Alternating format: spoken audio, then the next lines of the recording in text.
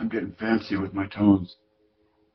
Greetings, my name is Michael Miller. This is a Michael Miller trademark training video live on YouTube out to you because you're watching. Thank you. It's meant for Michael Miller Pilates licensed affiliates, Core to Core, anyone interested in surviving as a Pilates instructor or using core new tension in their own movement or some other modality. So there's three things on today's broadcast, and the first one is titled Feels Yucky and Just My Opinion, because on television I heard a commentator say, what are the two takeaways? And of course, for me, Michael Miller, the two takeaways from Michael Miller are his view of an ideal within the original work of Joseph Pilates, and then by far and away his bigger impact on things from his personal perspective is core new tension, the ability to, the awareness of oppositional rotation in the body, and the participation of that type of tension to facilitate movement through space.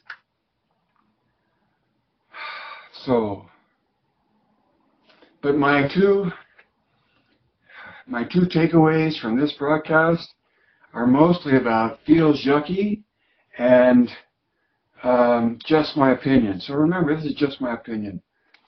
And it has to do with respect and bullies, and presumption. Okay? And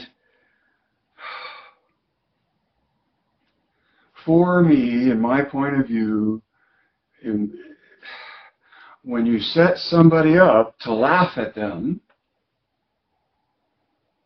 you're being a bully. When you set somebody else to be laughed at, for me, that's being a bully. Okay? My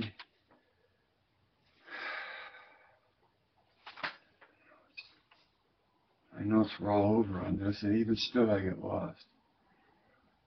Okay, so mostly this is about the subject of posting original footage, original film of Joseph Pilates. Stuff of him or stuff that he took that is in the possession of certainly more than just one person. Okay. And I think that's a well-known fact. And so when I see someone posting, or a studio posting original footage of Joe, just because nobody owns it, they feel that they have as much, I don't know what they feel, that's just it. I don't know what they feel. All I can recognize is original footage of Joe and somebody's name attached to it. Okay, so in that regard, it's the presumption of being able to do that, or even wanting to do that. And that act in and of itself is an expression of character that makes me feel yucky toward the person that feels at liberty to do that. I know there's all those reasons about why you might think you have that liberty, but in my point of view, when I see it being done under the marketing of a studio name or a studio, just coming from a place, there's an implicit message that that's the only place it could come from. And there's an implicit message of, I have it and you don't, establishing a pecking order of the culture. So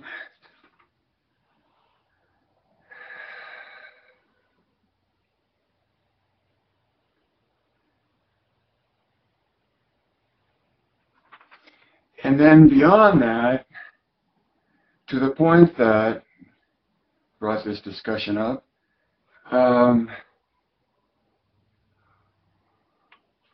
when someone, anyone, takes a film clip of Joe that's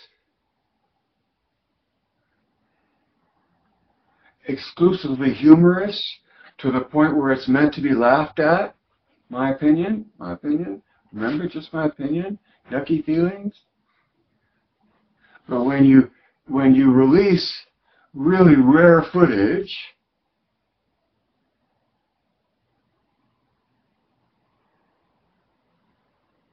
it's a presumption to release any footage of Joe, in my opinion,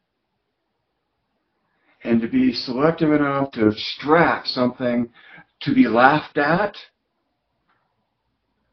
is an expression of condescension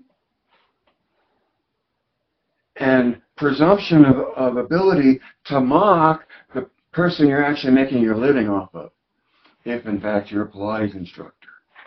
See?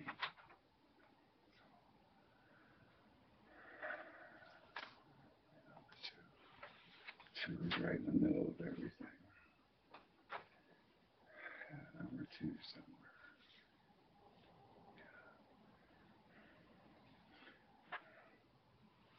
So,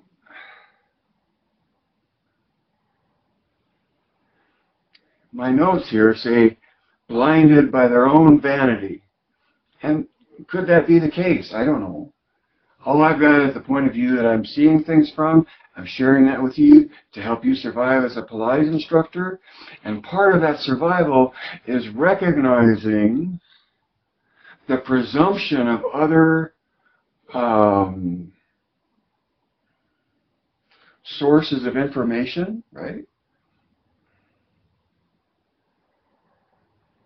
Of their ability and what they distribute and the authority within which they distribute it, and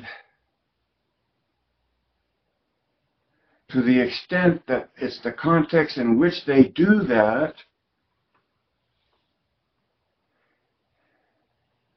is all meant to influence perception. I have a word for that, I think, but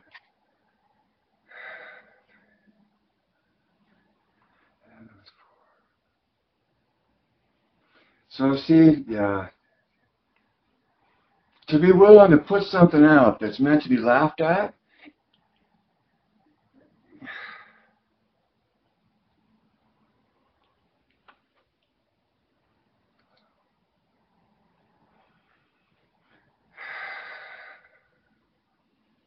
bullies do that. And so in that regard, I object to, I find it offensive rather than funny that someone is using the original footage of Joe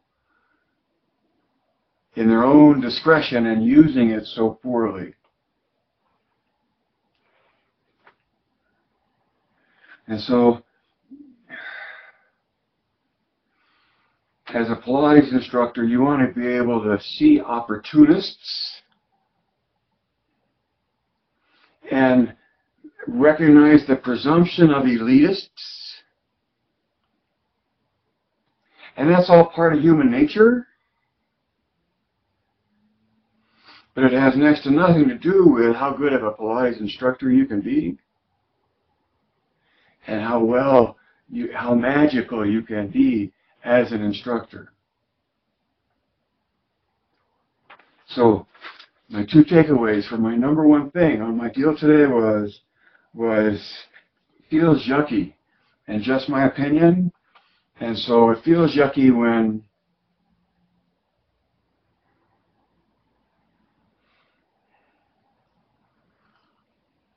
I see my hero in the Pilates world so freely and willingly disparaged by those that seek to see him comically, or choose to only present him that way as such a narrow range of things. It's like a sound bite, but a video bite. And last I looked, it was at 700,000 views. And so I'd really like the opportunity to go talk to each one of those people that looked at that, to help put that in a context that's worthy of the man, worthy of the method. Feels yucky, just my opinion. All right, so number two. Look through the lens that gives you the sharpest focus. Look through the lens that gives you the sharpest focus. And I've talked about the 10,000 views of Pilates, and everybody has a view, and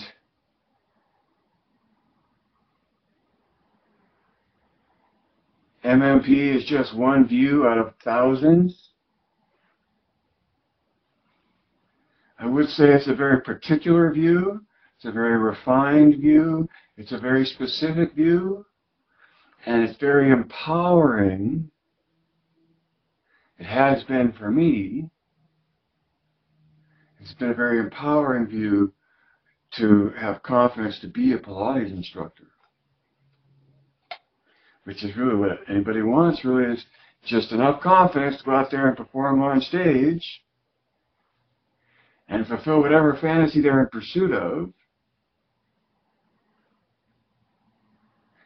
And yet, it's like a two-way street between the pursuit of whole body and physical therapy issues, right?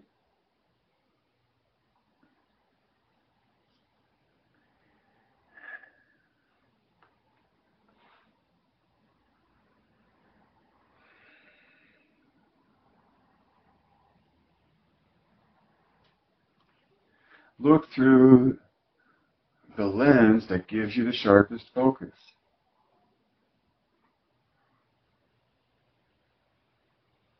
And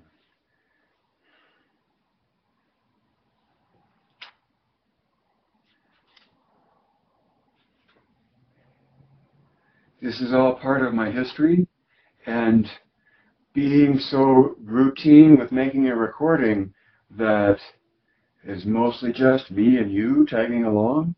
And by that I mean the you that watched relatively soon after I made the recording, not say after I died or in between or beyond.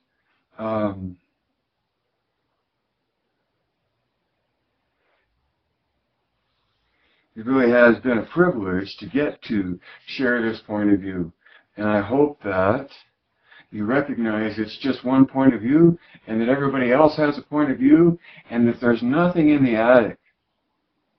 See, that's the deal. And you may like to believe there's something in the attic, that there's a secret in the attic that somebody knows, that they can bestow you with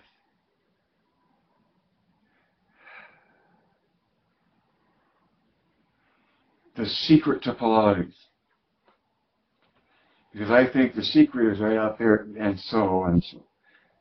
I have a view of the secret being not a secret, just looking at what's there and understanding what you see and feel.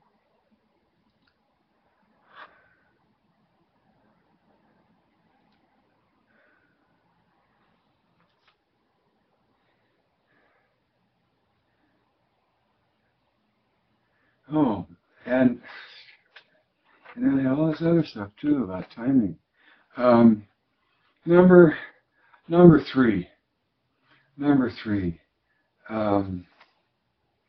is. It's weird on a Monday. There's 3 days of notes, and the waves of timing and when that happened and what has reinforced and notes. It's notes. It's a random thing after I've had a great reformer intermediate workout.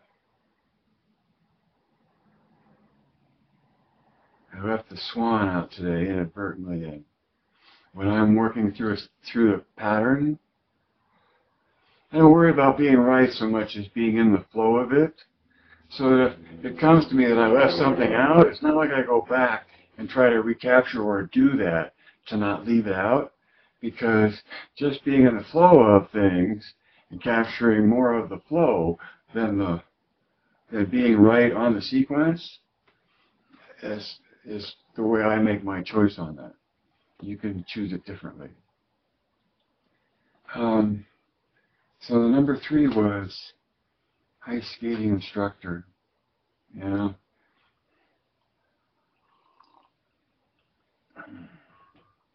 And that has to do with time management. And so as an instructor, you have 55 minutes to protect and thrill. At least have fun. And that's really almost no matter what condition your client is in and whatever their level of pain. And so, it's tongue-in-cheek when a person is truly in pain to be in the pursuit of fun, but anything that even comes close to fun when you're in pain, to me, is a distraction from that pain. And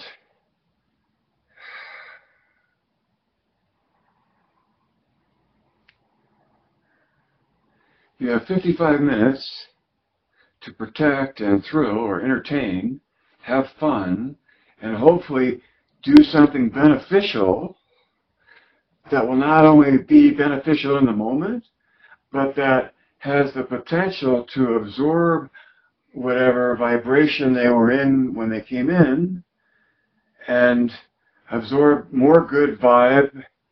It sounds so 60s. On their way out, so that the impact of what you do with them lingers on, it resonates, right? So that fits in with saying that I like to tell a student or ask a student if we're having a session, what do you want to do? And they say, I don't care, it's up to you. And I say, great, let's do the mat. And they say, well, I'm going to do mat a week from next Tuesday. And so they want to go somewhere else other than gravity alone and the body in it. Because in a studio where there's springs, or even in the hall outside your apartment door with a TheraBand and a doorknob producing tension from apparatus kind of thing, it's having confidence in what you're aiming for and knowing how to hit it. That's what matters. That is what matters. I say that right?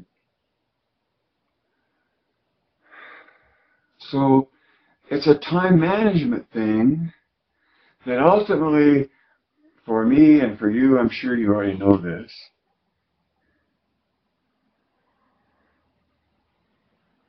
when you have a student and it's just you and that student for the hour of the session, that's a bubble onto you and your student that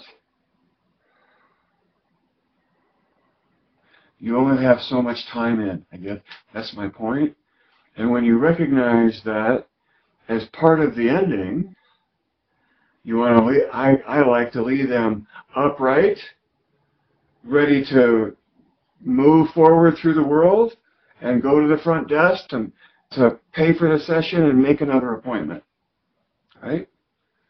Add 2 and 2. That's part of 2 and 2 is the numbers of money. And so part of your skill is not just in being this fantastically intuitive Pilates instructor, in my opinion, but also working within the context of not leaning on the system, but working within the system for whatever it is and however well or poorly it's set up, so that within your time frame you deliver a good product or a good experience. And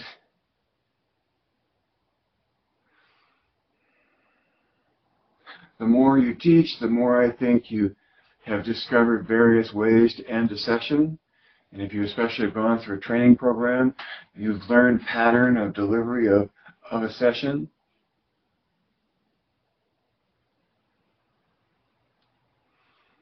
If you think of the body as the load, and it moves up away from being unengaged to far away from center, maintaining its own weight and space, to then going back down and regrounding.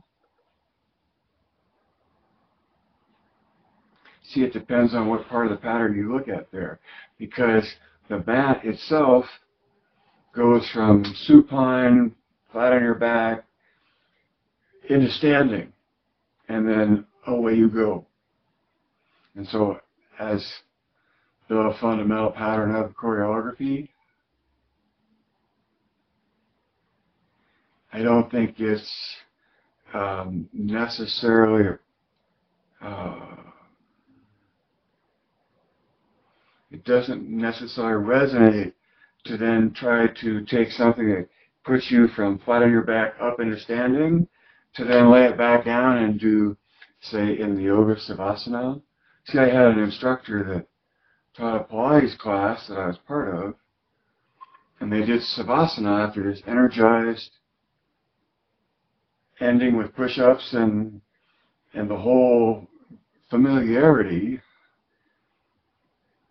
Was quite a strange experience to then put a adjustment on that to choose savasana after that.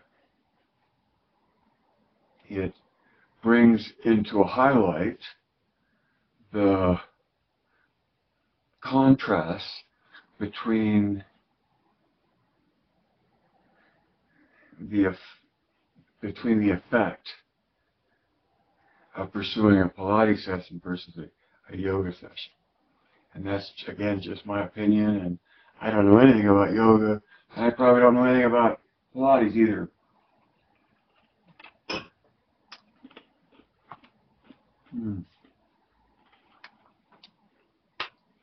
Think of yourself, I think of myself as an ice skating instructor, as I chew ice.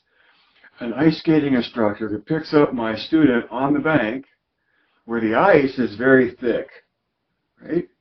And we go out, I'm holding both hands and helping the person get familiar with the skates, and as the familiarity, as the control comes from the familiarity, right? I take the student out to where the ice is thinner, to where there's more challenge to control the load of your body in space, right? And to that extent, to where there's a sensation involved in being aware of the ice and being aware of the possibility of falling in as a means to draw the listener into the balance of complete coordination.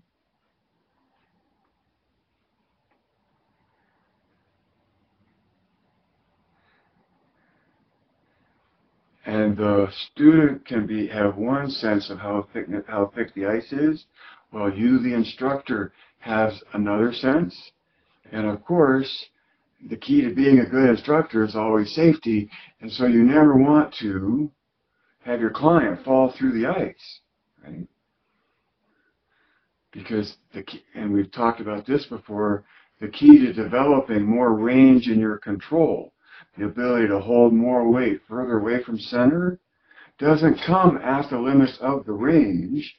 It comes by going deeper into the source of the control, which at the hips is a grip, and at the other axes in the body, and the interplay between them.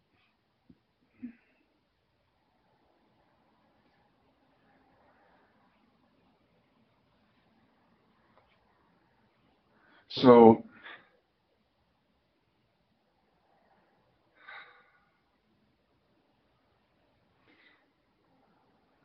being the ice skating instructor is about using the thickness of the ice as a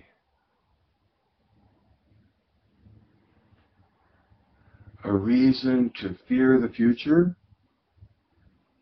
Don't want to fall through, don't want to get wet. And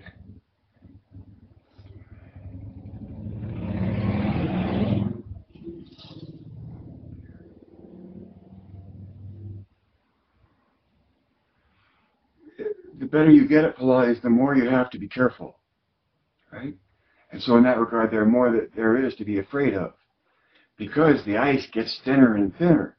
And so much of the control comes from with you internally. And if you lose that control or break what makes up that control, then injury lies right there under a thin sheet of ice. That ice being support.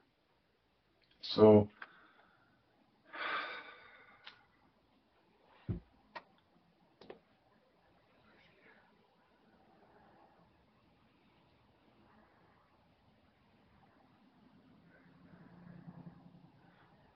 my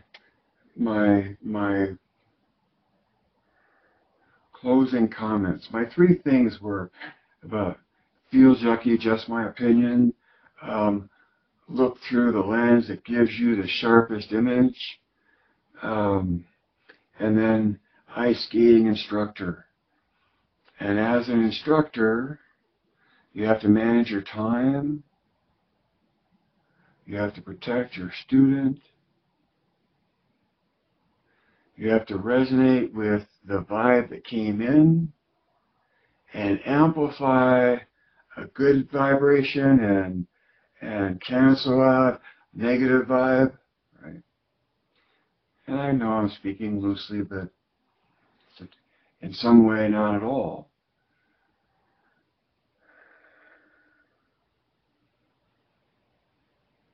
Pilates is for everyone equally. The form is there. How you express it is up to you.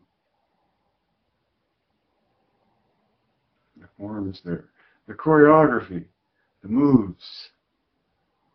Now, how you express the moves is completely your creative gift, right? And so I hope you express them while you can. And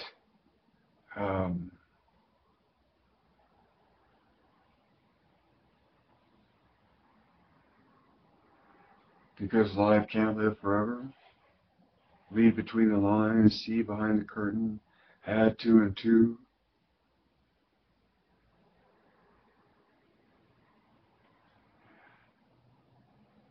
Direct your thinking. Funny that I have to go looking for that. And then, of course, Geist.